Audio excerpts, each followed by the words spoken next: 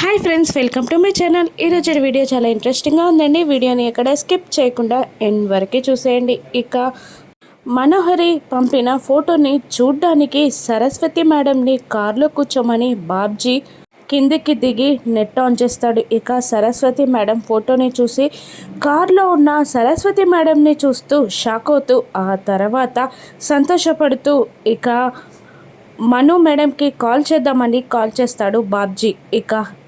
ఇక్కడికి వచ్చావారా, ఎలాగైనా ఆ సరస్వతిని పట్టుకొని చంపే అని సరస్వతి గూర్చి మను అంటూ ఉండగా, మనం పెద్దగా కష్టపడాల్సిన అవసరం లేదు మేడం, మనం ఉచ్చులు వేయకుండానే మేడం మన చేతికి చిక్కింది అని అంటూ తను లిఫ్ట్ అడిగి తన కారే ఎక్కడం అదంతా బాబ్జీ మనుకి చెప్పేస్తూ ఉంటాడు.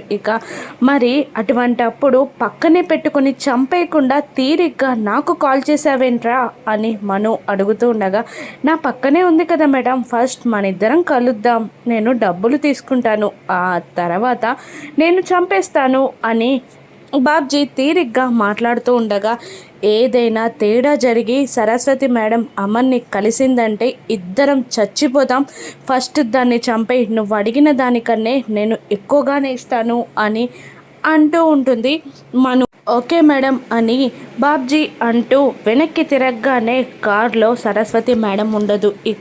సరస్వతి మేడం స్వయంగా బాబ్జీ ముందే నిలబడి ఉంటుంది. మనుతో బాబ్జీ మాట్లాడిన మాటలని సరస్వతి మేడం వినేస్తుంది. బాబ్జీ ఏమాత్రం భయపడకుండా ఇలా అంటుంటాడు, మీరే అన్నారు కదా మేడం గ్రహణం అని, సూర్యుడిని మింగేసింది మీరెంత తనకి అని అంటూ తనతో పెట్టుకోవడం కన్నా పైకి వెళ్ళి దేవునితో మీ విషయం అంతా క్లారిటీగా చెప్పండి మేడం అని అంటూ బాబ్జీ కత్తిని బయటికి తీస్తాడు. సరస్వతి మేడం భయపడుతూ పారిపోతూ ఉంటుంది. వెంబడిస్తాడు బాబ్జీ. ఒక చోటు వెళ్ళేసరికి పాపం తను పరిగెత్తలేక సరస్వతి మేడం కింద పడిపోతుంది. బాబ్జీ నవ్వుకుంటూ సరస్వతి మేడంని చంపడానికి వస్తుండగా ఎదురుగా ఒక 2 సుమోలలో ఉన్న మనుషులు లైట్స్ ఆన్ చేస్తారు. బాబ్జీ అక్కడే ఆగిపోగా సుమో నుండి మనుషులు దిగుతూ ఉంటారు. ఆ సుమోలు ఎవరివో కాదు, మనుని వెతుక్కుంటూ వచ్చిన సౌరవావి. సౌరవ కిందికి దిగి తన మనుషులతో ఇలా అంటుంటాడు, ఆడదాని మీద చెయ్యి వేస్తావారా అని అంటూ వాళ్ళ మనుషుల చేత బాబ్జీని కొట్టిస్తూ ఉంటాడు. సరస్వతి మేడం లేచి పరుగున అక్కడి నుండి భయపడి పారిపోతుంది. ఆ మనుషులు కొట్టిన దెబ్బలకి బాబ్జీ అక్కడే స్పృహ తప్పిపోయి పడిపోతాడు.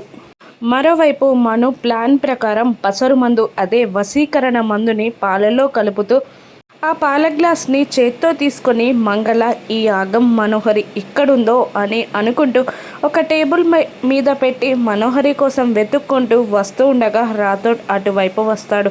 సార్ కోసం పాలు కలిపి ఇవ్వకుండా ఇక్కడే పెట్టారేంటి, నేనిస్తాను అని అంటూ రాథోడ్ ఆ పాల గ్లాస్తో వెళ్తూ ఉండగా అక్కడ బాగీ కనబడుతుంది. నేను ఇవ్వడం కన్నా బాగీతో ఇప్పించడం బెటర్ అని అనుకొని, అమ్మా మిస్సమ్మ ఈ పాల గ్లాస్ని మా సారికి వెళ్ళు అని అంటుండగా, నేనా పాల గ్లాసా, నేనివ్వను, నువ్వే ఇచ్చుకో అంత ప్రేమ ఉంటే అని బాగి అంటూ ఉంటుంది. ప్రేమ పుట్టించడానికే కదా ఇవ్వమంటుంది అని రాతో అంటుండగా, ప్రేమ నాకు అవసరం లేదు, నువ్వే ఇచ్చుకో అని అంటూ ఉంటుంది మిస్సమ్మ.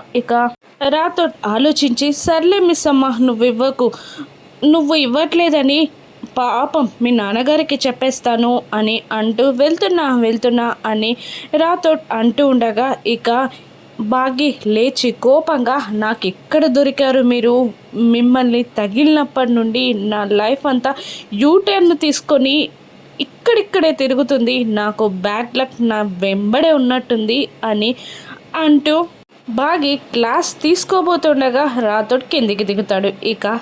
రాథోడ్ స్టెప్ ఎక్కుతూ ఉండగా బాగి స్టెప్ దిగుతూ ఉంటుంది.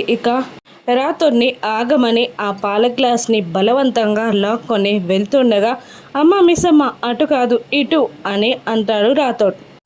చేసేదేం లేక అమర్ రూమ్లోకి వెళ్తూ ఉంటుంది బాగి. మరోవైపు సరస్వతి మేడం దొరికిందన్న సంతోషంలో మను ఉండగా ఇక మంగళ వచ్చి ఏంటి ఇక్కడేం చేస్తున్నావు, నువ్వు అడిగిన పసరుమందు కలిపిన పాలు రెడీ చేశాను వెళ్దాం పదా అని అంటుండగా మను రెడీ చేసావా, సరే అవి అమర్తో తాగించి ఎలాగైనా ఈ రాత్రంతా నేను చెప్పేలా వినేలా చేస్తాను అని అంటూ అక్కడికి వెళ్తుండగా మంగళ పెట్టిన పాల గ్లాస్ కనిపించదు. ఎక్కడ ఇది, ఏమైంది అని మంగళ అడుగుతుండగా అమ్మో ఎవరు తాగారో చూద్దాం పదా అని అనుకుంటూ వాళ్ళు పాల గ్లాస్ కోసం వెతుక్కుంటూ వస్తూ ఉండగా ఇక బాగి మనసులో అమ్మో ఏం చేస్తాడో ఏమో ఈయన అని అనుకుంటూ అమర్ ముందుకు వెళ్ళి అమర్ ఫేస్ దగ్గర పాల గ్లాస్ పెడుతుంది. ఏంటిది అని అమర్ అడుగుతుండగా ఇక పాలు అని అంటూ ఉంటుంది బాగి.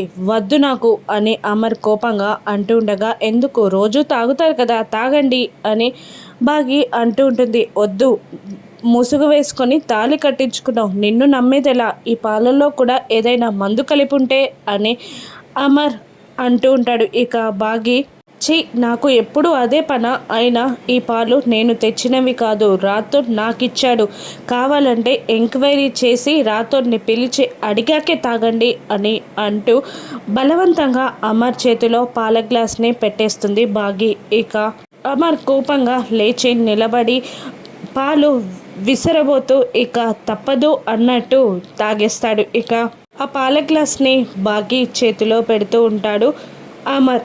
ఇలా వశీకరణ మందు వల్ల ఇక తనకి ఏదో కళ్ళు తిరిగినట్టు అవుతూ పాల గ్లాస్ని బాగి చేని గట్టిగా పట్టుకుంటాడు అమర్.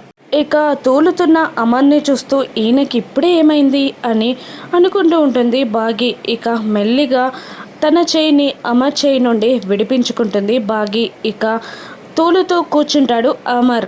ఏమైంది ఈయనకి అని బాగి భయపడుతూ ఉండగా ఇక అమర్ లేచి డోర్ దగ్గరికి వెళ్తాడు. ఇక డోర్ దగ్గర నిలబడి తూలుతూ ఉంటాడు అమర్. ఇక మంగళ మను ఇద్దరు అమర్ని చూస్తాడు. ఈయన సరేంటి ఇక్కడున్నారు అని మంగళ అంటుండగా అమర్ తూలడం మను గమనిస్తుంది. ఇక ఓయ్ అని మను అంటుండగా ఇక సడన్గా డోర్ క్లోజ్ చేసేస్తాడు అమర్. గొల్లెం కూడా పెట్టేస్తాడు అమర్. ఇక మను అమర్ అమర్ అని డోర్ కొట్టబోతుండగా మంగళ ఏం చేస్తున్నావు, వద్దు, ఇక ఎవరైనా చూసారంటే మన ఇద్దరిని చంపేస్తారు అని అంటూ బలవంతంగా మంగళ మనుని తీసుకెళ్ళిపోతూ ఉండగా డోర్ క్లోజ్ చేసి గుళ్ళం పెట్టేస్తున్న అమర్ని చూస్తూ కళ్ళు నలుచుకుంటూ ఇది నిజమేనా అని బాగి అనుకుంటూ ఉంటుంది. ఇక అమర్ దగ్గరగా వస్తూ ఉంటాడు బాగికి. బాగి టెన్షన్ పడుతూ భయపడుతూ ఉంటుంది. ఇక అమర్ తన మీద పడబోతుండగా బాగి తప్పించుకొని వెనక్కి జరుగుతూ ఉంటుంది. ఇక మళ్ళీ అమర్ తన మీద పడబోతూ ఉంటాడు. ఇక బాగి తప్పించుకొని డిస్టెన్స్ మెయింటైన్ చేయండి అని అరుస్తూ ఉంటుంది బాగి. ఇక మళ్ళీ అమర్ తన దగ్గరికి వచ్చి ఏమాత్రం చాలా డిస్టెన్స్ అని అంటుండగా ఇక బాగి కబోర్డ్ వెనకాలకి వెళ్ళి కబోర్డ్ ఓపెన్ చేసి డిస్టెంట్ అంటే దూరం, దగ్గరని కాదు అని అంటూ ఉండగా అమర్ బాగి చేని పట్టుకొని దగ్గరగా లాక్కుంటాడు. ఎందుకు భయపడుతున్నావు అని అమర్ అంటుండగా ఇక బాగి టెన్షన్ పడుతూనే మీరు అరుస్తూ కోపంగా ఉన్నప్పుడు కన్నా ఇప్పుడు చూస్తేనే నాకు చాలా భయంగా ఉంది అని అంటూ ఉంటుంది బాగి. ఇక అలా ఆ వశీకరణ మందు వల్ల ఆ రాత్రి బాగి అమర్ ఒక్కటైపోతారు. ఇక యమలోకంలో ఆరు ఆలోచిస్తూ ఉంటుంది. ఎలాగైనా నన్ను చంపిందెవరో తెలుసుకోవాలని ఆరు అనుకుంటూ ఉండగా గుప్తా గారు గురక పెట్టి నిద్రపోతూ ఉంటారు. ఇక గుప్తా గారి గురక చాలా ఇరిటేటింగ్గా ఉంటుంది ఆరుకి. ఇక ఇప్పుడే ఎలాగైనా నన్ను చంపిందెవరో తెలుసుకోవాలి అని అనుకుంటూ మెల్లిగా పిల్లిలాగా అడుగులు వేసుకుంటూ ఆ మాయాదర్పణం ఓపెన్ చేసి ఆ నెమలికతో యమహో యమ అని అంటున్నా కూడా ఇక అందులో ఏమీ చూపించదు. ఇక ఆరు ఏంటిది, ఏం చూపించట్లేదేంటి, ఇదే నెమలిక, ఇదే మాయాదర్పణం కదా, మరెందుకు చూపించట్లేదు అని ఆలోచిస్తూ గుప్తా గారి వైపు తిరగ్గా ఇక గుప్తా గారి వేలుకున్న ఉంగరం ఆరుకి కనబడుతుంది. అయ్యో ఉంగరం వల్ల చూపించట్లేదా అని అనుకొని గుప్తా గారి వేలి నుండి ఉంగరాన్ని తీయబోతూ ఉంటుంది ఆరు. ఇక గుప్తా గారు కదులుతూ ఉంటారు. ఇక మెల్లిగా జాగ్రత్తగా ఆరు గుప్తా గారి వేలు నుండి ఆ ఉంగరాన్ని తీసేసి భయపడుతూనే తన చేతికి పెట్టుకొని ఆ మాయాదర్పణం ఓపెన్ చేసి ఆ నెమలికతో ధూమ్ తట అని అనేస్తుంది. దాంతో భూతకాలం అంతా కనబడుతూ ఉంటుంది. అమర్ తను కలిసి రావడం, బాగి ఆరుని వెతుక్కుంటూ రావడం, ఆ రోజు అమర్, అంజు, ఆరు ముగ్గురు కలిసి గుడికి వెళ్ళడం, అదే గుడికి బాగి రావడం, బాగిని చూడకుండా అమర్ ఆరుని తీసుకురావడం, ఆ తర్వాత ఒక రౌడీలకి సుపారీ ముట్టడం, ఇక మరొక సీన్లో మనోహరియే స్వయంగా డబ్బులని యాక్సిడెంట్ చేసిన వ్యక్తికి ఇవ్వడం అంతా కళ్ళకు కట్టినట్టు కనిపిస్తుంది. ఇక దాంతో ఆరు గుండె పగిలిపోతుంది.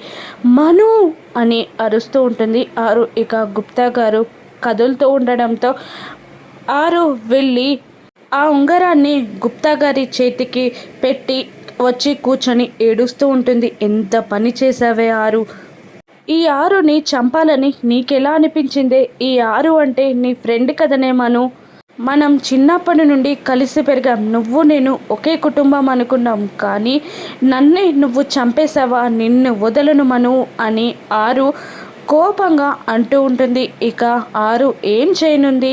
యమధర్మరాజు గారిని అడిగి మళ్ళీ ఆరు భూలోకానికి వెళ్ళి మను పైన ప్రతీకారం తీర్చుకోనుందా? సౌరవ మనుని చూస్తాడా? సరస్వతి మేడం అమర్ని చేరుతుందా? రానున్న ఎపిసోడ్స్లో చూద్దాం. Thank you for watching.